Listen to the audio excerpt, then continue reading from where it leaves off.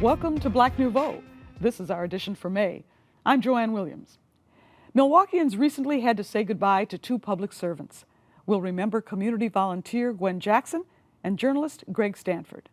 We'll profile actor Jeremy Tardy, who went from Milwaukee's first stage children's theater to Juilliard. And May is National Mental Health Month. Wisconsin ranks among the worst states for youth depression and suicide. We'll preview an upcoming documentary about this subject and talk with two local psychologists. But let's begin, though, with some dancing.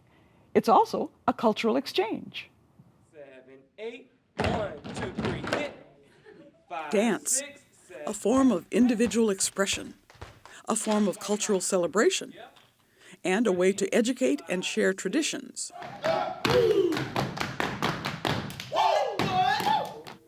High schoolers from the American Hmong Peace Academy were invited to learn the culture and energy of a dance group that was created in 1994, but has roots all the way back to Africa. Yes, brothers and sisters, yes, brothers and sisters. Afrika, step. Here we go, y'all. Do it. Woo! Okay,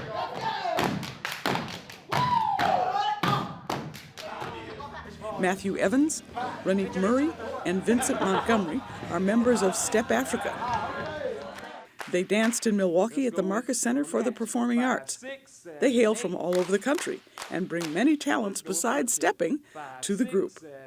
Said you'd be coming back this way again, baby. Said baby, baby, baby, baby, baby, baby, baby, I love you. Hey, when I say okay, you say all right, yeah. And when I say all right, yeah, you say okay. Hey, okay. All right. Okay. Okay. Students from the Academy didn't have long to sit and watch. The Step Africa dancers got them up and moving, and they jumped right in.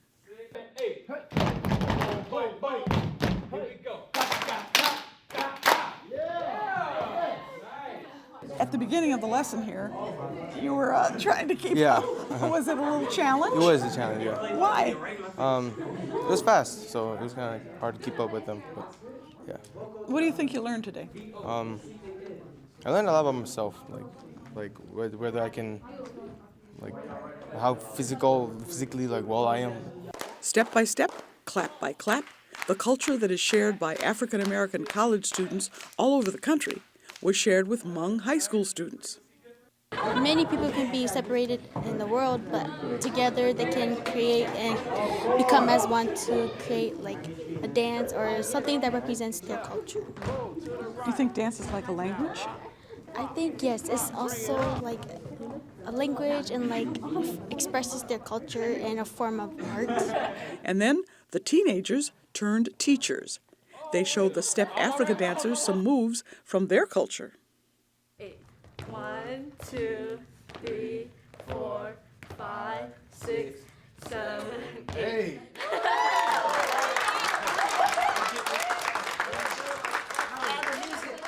It was very interesting, but it sounded really cool and it's really unique because compared to us Hmong dancing, we just use our hands and our hips and we step. But compared to them, they use their whole body and they make music with their body, and it's really interesting. Did you like them learning some of the Hmong dancing? Yes, it was like kind of what we gave to them as return for what they taught us today, and like it spreads our culture as well too, since our culture is not that known. Yeah. Good. Well, thank you. You're gonna go home and practice some? Yep. I need a lot of practice. So you said you learned something from every Yes. place you go. Yes. And you learned some of the Hmong dancing today. Just a little bit of the Is that Hmong going dancing. to be incorporated in anything you do? You would just have to watch. You never know. It might pop up. You would definitely have to watch. But I will say that we do take our creative genius or ideas from the many things we're exposed to. So yes, 9 times out of 10, I'll probably subconsciously add a Hmong move and not realize it until I see it. They taught me that in Milwaukee. This was a day for Step Africa to share their art, and probably one of the best field trips the students from the Hmong Peace Academy had all year.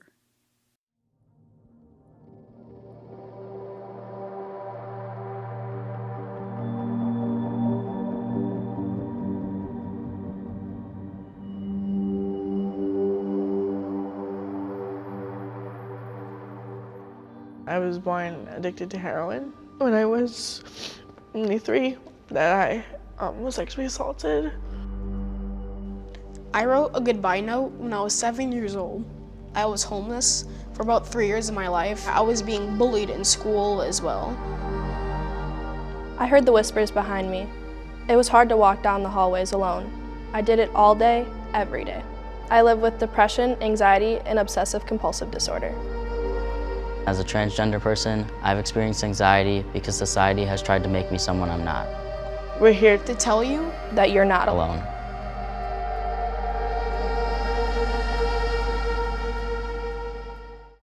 That's a trailer for the 1036 special Kids in Crisis, You Are Not Alone. It airs on May 16th at 7:30. Nationally and in Wisconsin, youth suicide rates have been rising since 2007. The state's rates has consistently been higher than the nation's. We are joined by 2 mental health experts, Arnita Holloman and Dr. Kwaku Achufi, formerly known as Ramel Smith. Thanks for joining us. Thank you.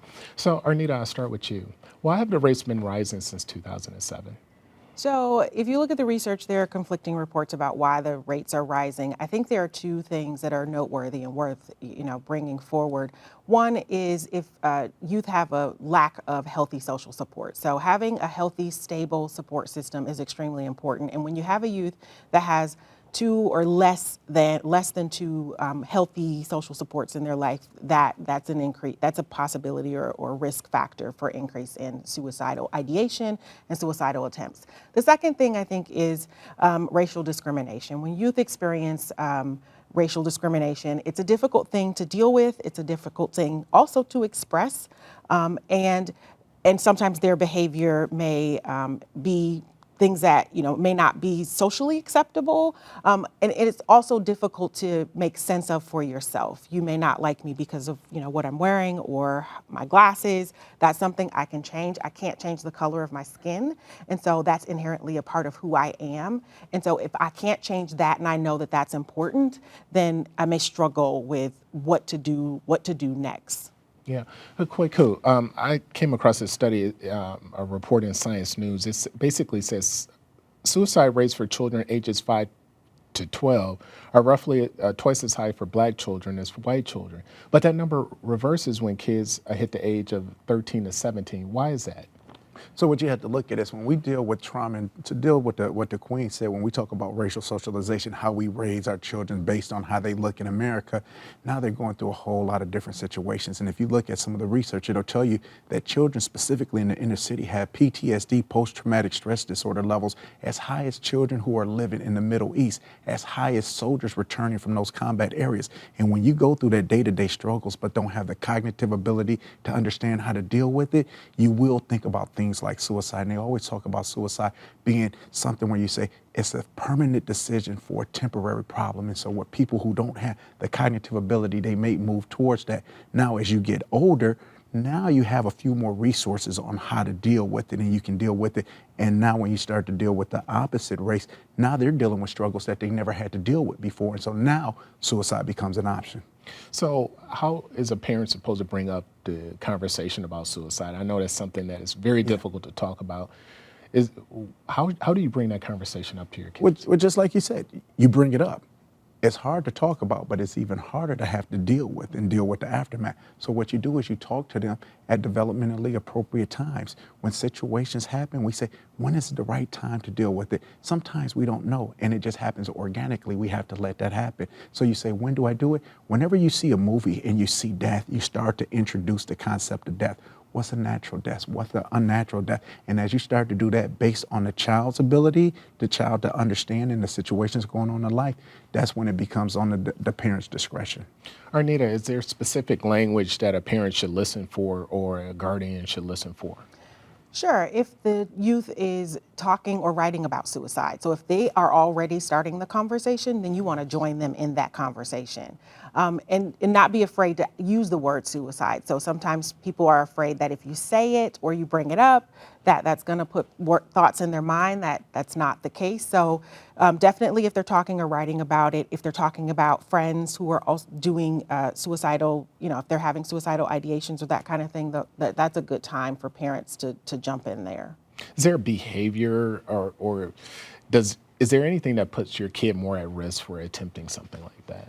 Well, putting them more at risk might be if they have a history of, if they've attempted previously, that increases their risk. Mm-hmm. If there's a family history of suicide, if they know someone else who's committed or completed a suicide, if they have a psychological disorder, for example, depression, there are a number of things. If they're starting to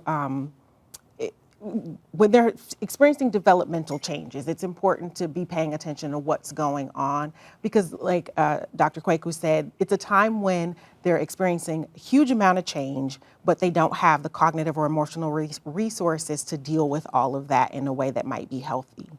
Kwaku, should you get nosy? Should you start listening in on your kids' conversations or anything like that? What should a parent do? Well, see, I don't like the word nosy. I like the word I'm attentive. I know what's going on. I'm invested in my child's life. So the little things that we talk about that we used to take for granted, those conversations around the dinner table, conversations in the car where we're just talking and we know, the more you have a better relationship with your child and you're letting them know, you can talk to me about anything. And then when they talk to you about something tough, to be able to address it in a manner where they say, wow, I can't come and talk to mom and dad. But it's also, as Sister Arnita talked about, is having other resources in your life. Sometimes it's hard to talk to mom and dad, but if there's siblings, if there's uncles and aunts or cousins that's a little bit older, might be able to introduce those conversations to serve as a bridge. You want to utilize all those social networks that could be in a child's life. What role does bullying is such a buzzword right now. What role or how influential is bullying in this whole suicide conversation? Oh, I mean, specifically when we talk about young children, it's major. Whenever you look at a person who's going through something where it commits, like suicide is an option, you start to think, well, what would make them do that? And that's when life is so horrible that I think, tomorrow's going to be worse than today. And so when we start to look at children, we think, well, they don't have any real problems. They don't have a job. They don't have this stress. But their social network is their school, and if at school is full of torture, it's full of hurt, it's full of shame, I don't want to go back. And if mom and dad is making me go back, well, there's a way I know not to go back. So you say, can bullying do that? Not only does it do suicide, but it does also parasuicidal behavior and other counterproductive behaviors for healthy development and growth. Is there any outlets that parents could turn to for help, or outlets that children could go to for help if they have these thoughts that pop up? Sure. So children can go to, if there's a school counselor or if they're already in treatment, they can talk to their treatment provider. Parents can definitely seek out help if their child's not already seeing someone. Call, National Suicide Hotline. So I think it's more so about reaching out and not being afraid to do that. There are definitely options out there. And I'd just like to add too, I think we have to have that community support, whether it come from our churches, whether it come from our sporting events where all of these people take place. It has to be a community total effort. Yeah, real quick, the church. What role should the church and community organizations play in this conversation? Well, you know what, churches are getting a good idea with mental health in general, and it's just about, like you said, having a conversation. Let's talk about these things. Let's talk about it in a place that's safe. Let's talk to it in a place where we have experts who know what they're talking about, and then let's talk to it in a place where there can be follow-up service. So it's not just a one-hitter quitter, it's a one and done, where we can continue on this conversation, whether it's in a group or a one-on-one session. That's awesome. Any last tips on how to have that conversation with your kids? Again, I think, as Dr. Kwaku said, just have the conversation. When there are things that come up that open the door for it, have it, or if you suspect that your child may be suicidal. Thank you. We have to end the conversation here, but join us online for a Black Nouveau web exclusive as we talk about African Americans practicing good mental health. Thanks.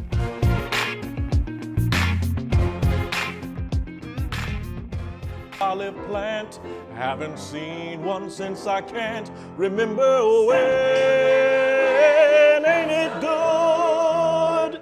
My time at First Stage was really pivotal to my work as an actor, my ethic as an actor, and my perspective about art and a lot of the work that I choose to do to this day. 12 years ago, Jeremy Tardy would have been a student in this class at Milwaukee's First Stage Children's Theater instead of an honored guest.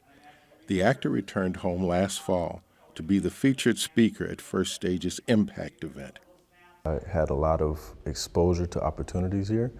I grew up, I went to Elm Creative Arts School, which created a really important space for me as a young kid to be exposed to theater. We took field trips to go to the symphony. First Stage, which was my first experience ever really seeing theater, was at First Stage. Green Eggs and Ham was my first play. He would move from the audience to the stage, appearing in many local productions. In 2009, he attended Juilliard, becoming the first student from the Children's Theater Academy to be accepted into the prestigious Performing Arts Conservatory. I was there 7 days a week, 8 a.m. to about 11 p.m. White walls, no windows. It sounds like another kind of institution as I describe it.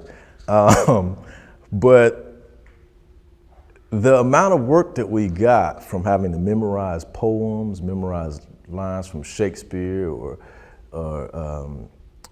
Euripides, all the way to some of the newer playwrights, Terrell Alvin McCraney or Katori Hall, the amount of work that you are burdened with really creates a work ethic that you either meet and surpass or that you don't meet.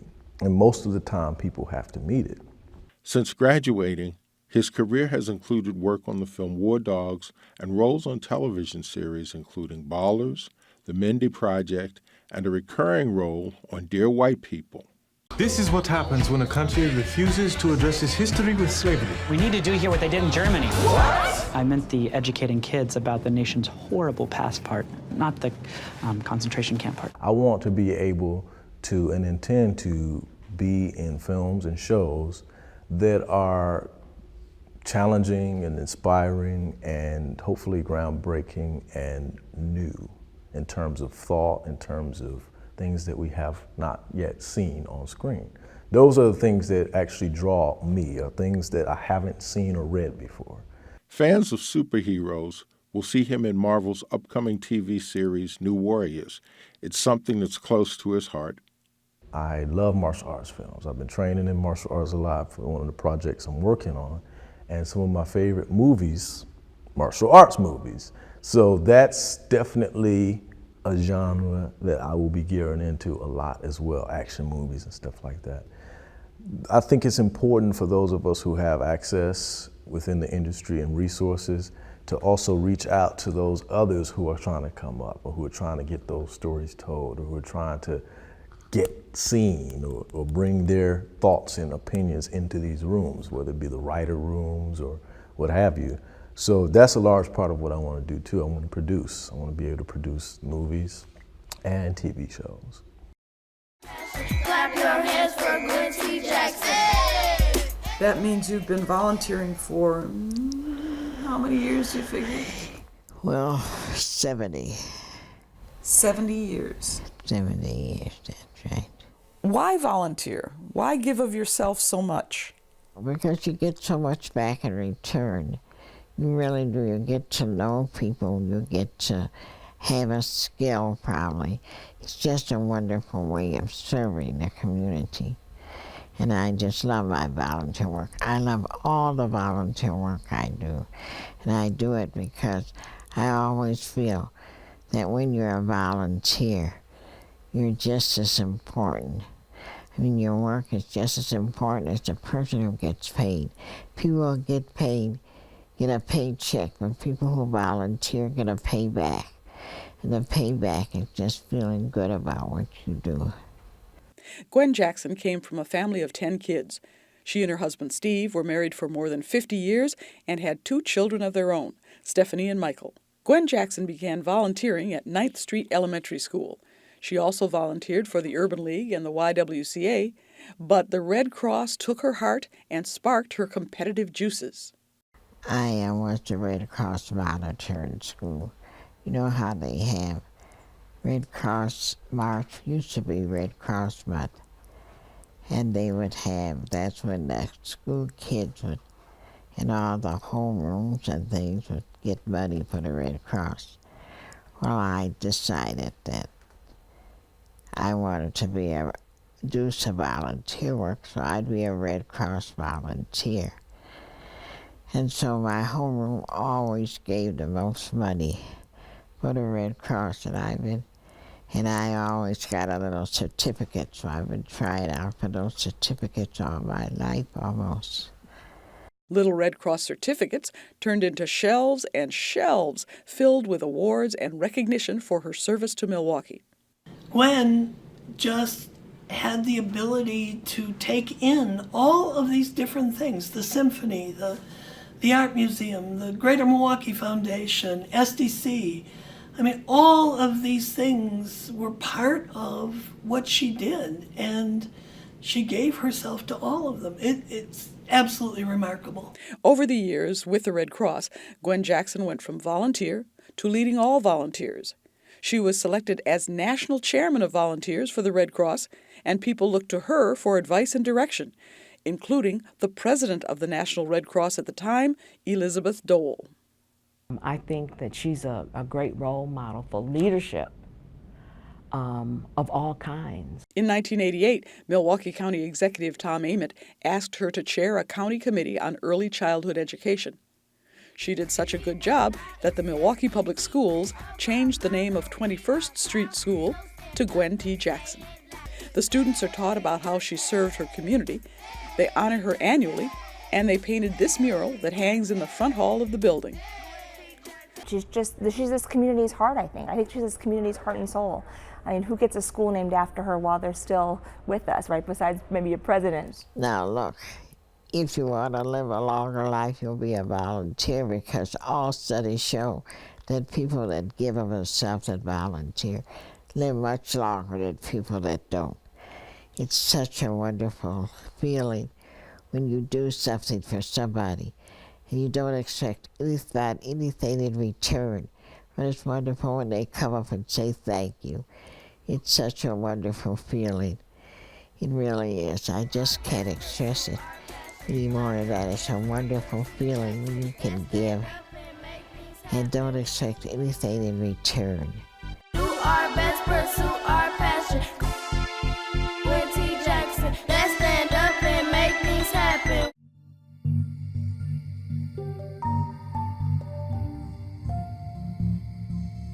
Greg Stanford, in my opinion, he's pretty much the dean of black columnists at the Milwaukee Journal and the Milwaukee Journal Sentinel. When I first came in 1981, he was already well established as a voice of the black community.